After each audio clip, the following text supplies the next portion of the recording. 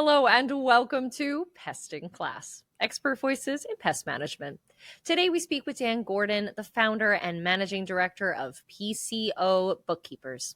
If you're curious about the world of mergers and acquisitions, this is the episode for you. Dan takes a deep dive into the M&A process for both buyers and sellers, breaks down key steps, current trends, and the common pitfalls companies run into along the way. Whether you're considering a deal or just want to learn more, this conversation is for you. I'm your host, Amanda Salvatore. Let's get into it.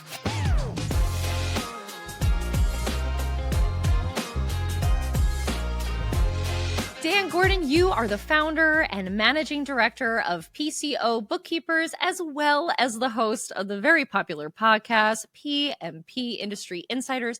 And today we are going to be talking all about mergers and acquisitions. Thank you so much for coming on to Pest in Class today. You bet. Thanks for having me. Yeah, it's kind of neat to be the interviewee and not the interviewer. I was going to say that, it's nice to get the questions asked of you as opposed to hosting, I suppose, today. I hope you enjoy having the tables flipped, if you will. So before we get into the whole world of M&A, we start every episode of Pest in Class with an icebreaker. So yours is no different. And I know you are a golf fan and a golf player. So as a golf player, would you rather sink a hole-in-one with no witnesses or make an impossible putt on national TV? Sink a hole-in-one by myself. I think I would anyway. That way I don't have to buy everybody drinks, but I know that I did it. So. Is that something that you guys have to do out there? Oh, yeah. You get a hole-in-one, you're buying the whole club a drink. The club that I belong to up in New Jersey, they have insurance against it. So everybody has to pay $5 if somebody sinks a hole-in-one. So that's hilarious. I'm going to learn. I'm learning about golf. I'm going to learn about M&A today. I did not know that, and I don't blame you for that choice. Smart choice. Yeah. So let me ask a little bit about your journey and how you found yourself here. I know you started as a certified public accountant, and now you're running your own accounting firm, which specializes in pest control businesses. So how'd you get here? So it's an interesting story. So I, way back when, went to Northeastern University in Boston, Massachusetts. I majored in accounting and management. I went to work for a very large accounting firm called Touche Ross & Company, which is one of the predecessors to Deloitte, which everybody knows about or has heard of Deloitte, and worked there as an auditor, worked there in their small business tax department where we did mergers and acquisitions as well as tax preparation planning and whatnot. Worked there for a few years, and had a friend of mine from high school, and he did not go to college. But what he did is he went to go work for a pest control company, worked for about a year, and then started his own pest control business. And that thing grew, and it grew pretty nicely. And he called me one day and he said, listen, I need some help because the money's going out as quickly as it's coming in. What can you do to help me? And I came over to help him, and I realized the guy was making a lot more money than I was. And it seemed like a pretty cool business. So I started to help him. We kind of, one thing led to another. And he said, hey, why don't you, come in and be my partner? And I did that. And he had some family issues and whatnot. And he said, why don't you buy me out? And I did that. So now I own a pest control company. And this is in the early 90s. And we grew that pest control company and ultimately sold it to a big regional player in the area. And I became the CFO there for, during my buyout for the next 5 years. So we made that one of the PCT top 50 firms. We grew it to a nice size. And I left. And the reason I left is, I had the entrepreneurial itch. And, I said, well, maybe I'll go back to accounting. I'll start an accounting firm. We, basically work in pest control and lawn care. And if I'm honest, we have a couple of bars that I work trade with just so I can go in and have a drink and, play darts and stuff. But almost everything that we do is, pest and lawn. And we've been involved with the industry for a very long time. Then around, I think it was 2011, 2012, one of our clients came to me and said, you're fired. And I said, geez, why are you firing me? And he said, well, I sold the company. And I said, really? CPAs are supposed to be your trusted advisor. Why wouldn't you talk to me about it?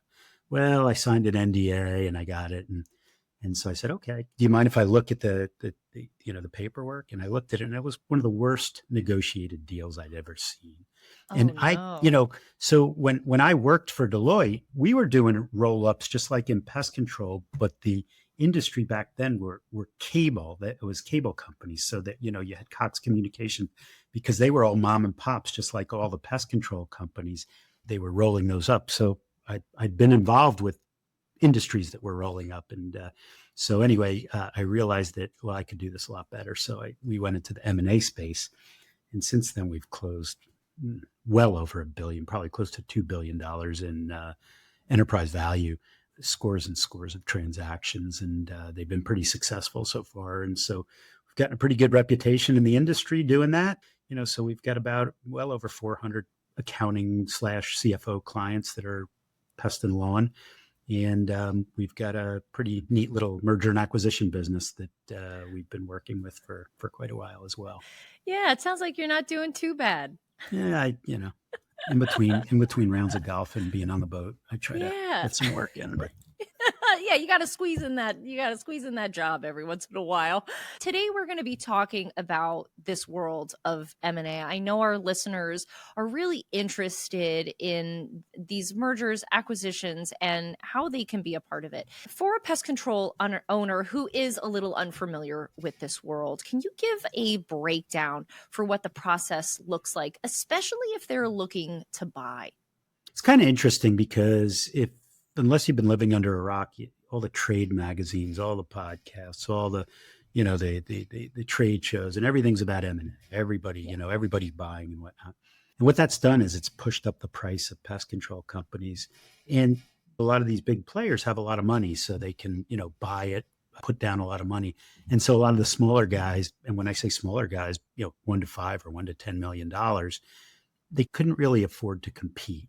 And maybe they shouldn't. Maybe they should grow organically or whatever. But now this market has it got a little frothy. It's coming in a little bit. I'm not saying that it's going down in any way. It's just, it got a little toppy. And cool thing about that means that the smaller guy can get in to make a purchase, right? And a lot of these smaller companies get passed over by the bigger companies because it takes a certain amount of time and effort and money to close a transaction, whether it's 100,000 or 20 million, right? So a lot of the smaller transactions, are more in reach for smaller companies. So that would be the buyer. But I think that at this time, there's a unique opportunity for buyers. And what's the process look like? The process looks like you have to source it yourself. You have to find somebody. How do you do that? Well, you do that through your state association. I'll tell you who's a great source of these are your chemical distributors, right? Because all those sales guys know everything. They know all the gossip. So what you do is you ask one of these guys, or you go down your state association list and send out mailers, do whatever, network and find somebody. And once you find somebody, you got to figure out what you're buying, right? And when you go buy a car, you can kick the tires, you can take it for a test drive. When you buy some real estate, you can walk on it, you can take a look at it and whatnot. When you buy a pest control company, you're buying, for the most part, you're buying this intangible customer list, right? Yeah, sure, you got some trucks, maybe some inventory, maybe receivables, but the bulk of the value is in this customer list. And so it's extremely important that you understand what that is. You want to give them a checklist, and that checklist is basically, things that you want to look at because you can't feel it, you can't touch it, but you need to know. You want to go into your field routes. You want to understand how much recurring business there is. What is recurring business? Recurring business is, route work, but it could be renewals, right? So what's the difference between route work and renewals? Route work is weeklies, monthlies, quarterlies, 3 times a year. Renewals are service contracts. So, that's termite work. And, like you buy a TV, you get a service contract. You buy a termite job, you get a service contract, right? So those are the two things. And then you look at the one-time work, right? The ratio of one-time work versus recurring work. And that's one of the levers that provide value is that recurring to non-recurring ratio. The higher it is, the more likely you're going to get a better deal. But so you want to understand by service type, how many customers do you have? how much revenue does that produce, right? Because maybe you got tons and tons of accounts, but they're underpriced, right? You want to look at what's the accounts receivable. So let's say you do or your target does $1.2 million a year and you got $600,000 of receivables. Well, did you really do $1.2 million? So you want to look at all of these things. So your questionnaire has to be crafted pretty well. And so you give that to the potential seller. When we do sell side M&A, we actually create a whole booklet, a whole marketing document for you that we give to buyers. And that's a much more involved process. But as a buyer of a small company, you're not going to do that. You just want to know what are the meat and potatoes. And once you got that, right, then you can make an offer. And that offer comes in the form of a letter of intent. And the letter of intent basically says, I'm going to buy your company for X dollars.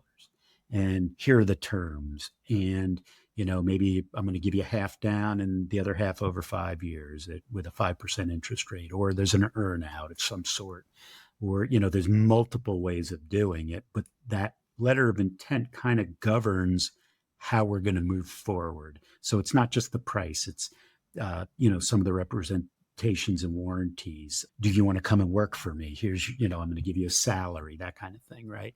And so we'll negotiate, or you want to negotiate that back and forth, and then the letter of intent is solid. By the way, the letter of intent is non-binding with a few exceptions. The first one is that the non-disclosure piece of it survives it, meaning that you can't run around telling people, hey, this guy's for sale and whatnot. And also they put in a period of exclusivity, which means that if you sign this thing, you can't shop it while I'm doing my diligence. And that's pretty important, right? Because you want to stop the shopping because you're going to put some time and effort into this due diligence.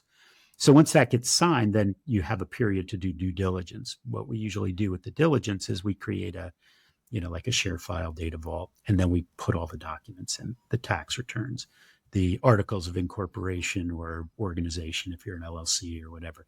We put in copies of your contracts, your insurance loss runs. There's a lot of stuff that you do for diligence as a whole checklist. So there's 3 diligence work streams. There's the financial, which we get heavily involved in. There's the legal, which your lawyer will get in, if you had any lawsuits, a vehicle accident that exceeded your insurance limits, or maybe that it's out there, sexual harassment, age discrimination, something like that, right? Mm-hmm. Is there anything going on? And then the third work stream is operational diligence, which includes sales, and it includes routing and marketing and your CRM and whatnot. And so what happens during this diligence process, the request goes out, then the seller populates the data vault and, the questions back and forth, and then we assess it, right? And when we assess it, we try to come up with, they call it a quality of earnings report. How good is your company, right? So you said you did $1 million, but what was that? Oh, well, in diligence, we found out you did $1 million, but you had one customer for $1 million and it was one time business. That's no good. Or you had 1,000 customers that pay you, regularly. That's better. So what you're doing is you're taking the cash, you're looking at the bank statements, you're looking at the CRM, you're reconciling the numbers, and then you're saying, okay, well, we deposited 1.2 million, right? 100,000 a month, and 80% of it every month was recurring. Oh, that's a good thing, right? And then we look at the margins and whatnot. And as the buyer, the outcome of the diligence will be one of three things. The first one is, looks great. It's exactly what you said it was. Let's go ahead and do the deal. The second is, doesn't look as good as you said it was. There's a few things that you really didn't disclose to us, but now, we found them and we still want it, but we're going to give you a different price. They call that retrading. And then the third one is, this thing is nothing like what you said, and we're out of here, right? That when we work with companies, it doesn't usually happen because we usually pre-vet them and whatnot. But that does happen, and we've also had deals fall through. Private equity firms, they get kind of fickle and just, we don't want to do it. So that's that. So once due diligence is over and we decide that we're going to buy it, then it goes to the lawyers.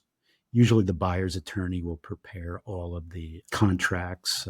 There's several contracts and ancillary documents that go along with it. that becomes a negotiation back and forth. And sometimes the lawyers can't get out of their own way. They come up with these theoretical arguments that'll never happen, and they get to an impasse. And then you have to go to somebody like us, or, or you have to make a business decision between the buyer and seller and say, listen, you need to tell your lawyer that this is the way we're doing it, because we run into that quite a bit, right? And once that all happens and all the legal stuff is all taken care of, then we set a closing date. Closing date happens.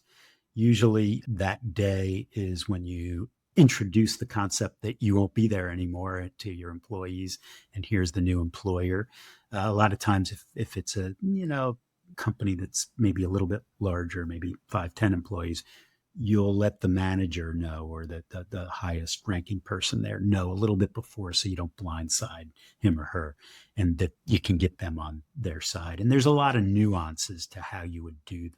And maybe that person is a real loyal employee and whatnot, and you want to give them some sort of bonus on the way out. And there's a lot of things that you can do with that. And so that's basically the entire process. That's how it works. Now, it sounds kind of easy or simple, but it's not easy, because people get emotional. A lot of times during diligence, I tell people, if everybody's a little pissed off, then have a good deal, So we got into a deal that was worth $70 million, and we were arguing about who was going to fix the lights on one of the trucks that was in an accident. That's how ugly it got, but we were able to work through it. Dan, you just went soup to nuts, it feels like, though I know there's so much nuance in a process like this. I really kind of want to dive into what you last mentioned about the emotional aspect of it. It seems like when you're dealing with a process like this, emotions can really run high and it can get really nitpicky. So what would be your advice to those who have to navigate a situation like that? So it's kind of interesting, right? So if you're dealing with, you're selling to a Rollins or a Rentokil, there's no emotion on their side. It's just a process. But this is your baby. This is something that you grew. And we have two types of sellers and two types of clients. You have the guy or gal who is a family business that, might be multi-generational, or they might have started it and they're 25, 30 years into it. And that's, they're ready to retire. They're in their 50s or 60s or 70s. And so those guys get kind of emotional because it is their child, right? Then you got the younger guys who, especially the door-to-door guys, who are really smart guys, but they got in it knowing that they were going to exit, right? They started with an end in mind. And so those guys do get emotional because valuations fluctuate all over the place. Terms fluctuate all over the place. They want to tell you what it's worth and what they want to get. And it may or may not be true. That's kind of the way that works. So I would love to pivot a little bit to what you are seeing for trends in the M&A space. What seems to be coming down the pipeline that people should be looking out for?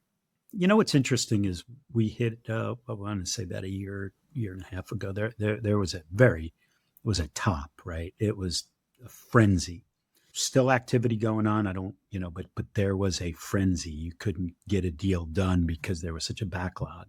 And the interesting part of it is that the Rentokils, the Rollins, the Antecemixes, they have smaller M&A teams. It's not like IBM or something, right? So you got to get in line, right? I think what I'm seeing now is that the valuations are still there for the quality companies, but the companies that aren't so good in terms of best in class aren't getting the valuations that they were 2 years ago. What I also see is that the strategics, the Rollins, the Rentokils, the Antecemixes, they were the market leaders 2 years ago. Now it's all the private equity firms, right? The PE firms. And the PE firms are much more difficult to navigate because they may or may not be in the space. They bring in a bunch of MBAs who kind of, bring in other consultants and everything else. Whereas if you deal with it, Rollins or Orkin, those guys are bug people. They know what they're doing. So those are some of the trends. Not to say that, you can't do a deal, because you definitely can. It's just the market has changed and it's gotten a lot more competitive. And a few years ago, Maybe 2 years ago, it was more of a seller's market. Now it's a buyer's market. It's funny. 2 years ago, it was tough to get people to sell because I'm not selling. I want, top dollar. I want it more, more, more. Now that the valuations have come in just a little, not much. Oh, can you still get me that number? No, I can't, because the market has changed. The market probably will be back. I mean, one of the things in terms of dealing with us is, I've been doing this for over 30 years. And in doing that, I've seen things happen over and over again. Like in the 90s, Waste Management came in and they did a roll up and they drove up prices. And when they were done, the market settled out. Then it came back. One of the hottest areas that private equity is investing in now are home services, pest control, lawn care, HVAC, plumbers. They're also very active in like chiropractors, dentists, optometrists, anybody who has recurring revenue, right? So they're really, really keen on that stuff. It's funny, when I got into the business, when I left Deloitte, my family was like, "Are you out of your mind? You're going into pest control?" And I was like, "Yeah, I think so." And now you got all these Harvard and Wharton MBAs coming after us, and really have found that our industry's pretty compelling. So it's kind of a nice story. Where do you think that shift started happening? Why do you think that they started focusing on these sorts of businesses? It's the recurring revenue element of it. But the reason that it's so good is when I got into the business, everybody did monthly service. So if you do monthly service, and I charge $50 a stop, $50 a month, right? And I have to pay a guy $20. My labor rate is 40%, right? Fast forward, we do quarterly service or 3 times a year service. So maybe I do that for $100 or $120. And now my labor rate is half, right? Which drives up the margins. So our margins are much higher than they were 10 or 15 or 20 years ago. And people recognize that, right? That the higher the gross margin, the more attractive the company is. I mean, if we were a drug company, we did research and we invented one pill that takes care of allergies, and we put $100 million into it. The cost is $100 million, right? Mm-hmm. The second pill is $50 million, right? Then we keep and we bring it down, and the margins increase incredibly. So the R&D costs up front are the big one, but then the gross margins to create, drugs are, 90, 95%, right? Well, pest control is in the 50 to 60% range, and sometimes even higher. And it wasn't always that way 20 years ago. And I think that that's what's spurred this on. From your experience, we're talking about this process. What are some of the common mistakes that arise when you're buying? Sometimes it's a lack of a plan.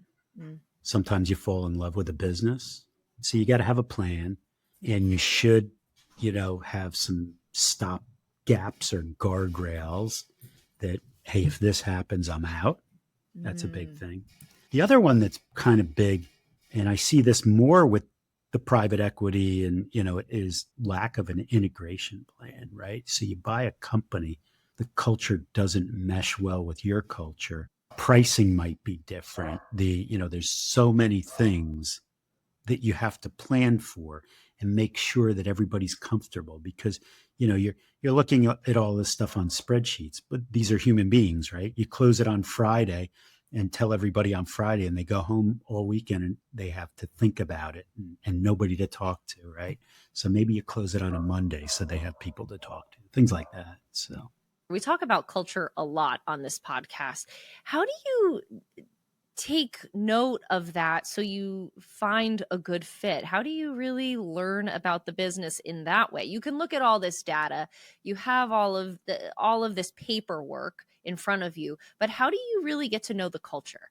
So it's interesting. I told you diligence, you have this data box and you put all the paperwork and everything, but then you have a face-to-face meeting and you sit there and ask about every employee. What does this guy do? Is he good at what he does? Is he happy?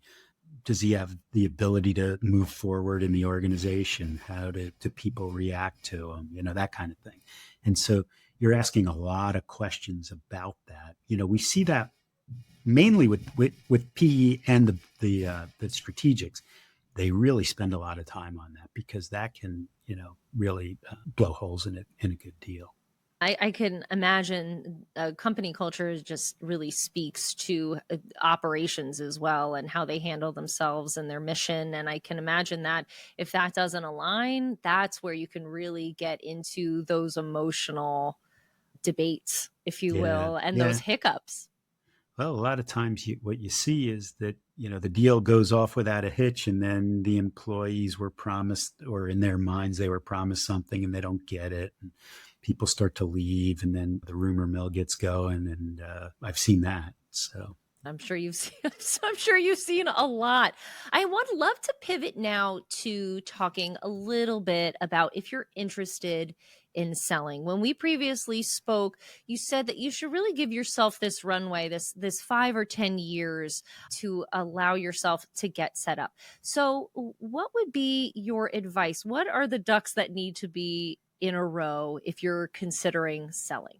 If you have 5 to 10 years, you have a lot of time, sometimes Nice. 3 to 5 years, right? Basically, what you want to do is make sure that things are done properly. So your accounting is in order, your taxes are filed, you've got good financial statements, the data that's in your CRM, like field routes is, it's good. Sometimes if you don't have processes in your office, people can just enter any old thing, any old way, and it shows.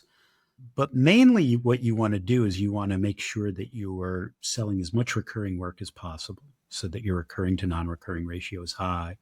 You want to sell it at a dollar value that allows you to have good margins. You don't want to be lowballing people. And if anybody's interested, they can certainly get in touch with us because we do accounting for that and we show you how to make all of that happen.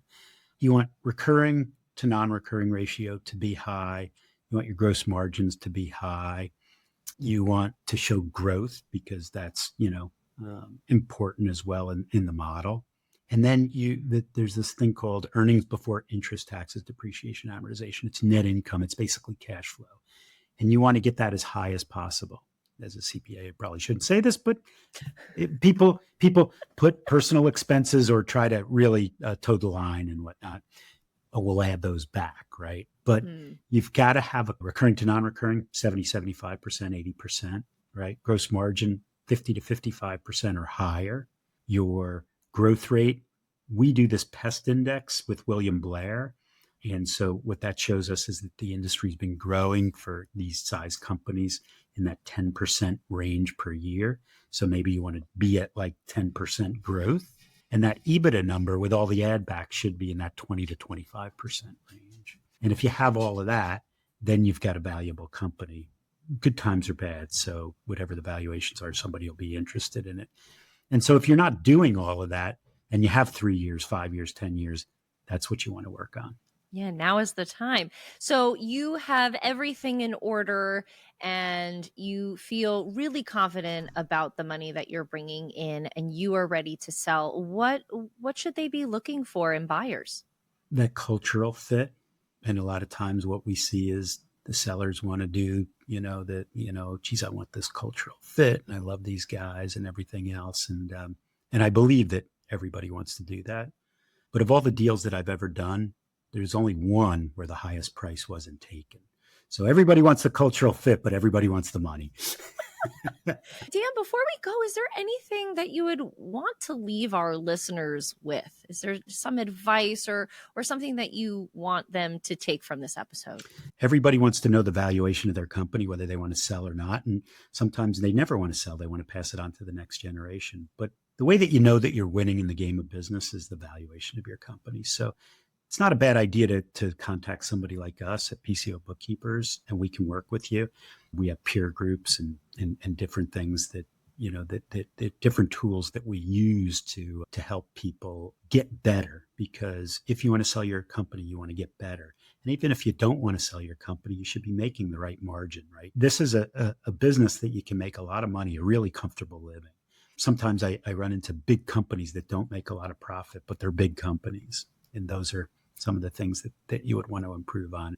Dan, you are a wealth of knowledge and an incredible resource. What a great conversation. I can't wait to have you back on to talk, dive in even deeper to other things like accounting that we were talking about, and just a great episode all around. Dan Gordon, thank you for coming on to Pest in Class. Thanks so much.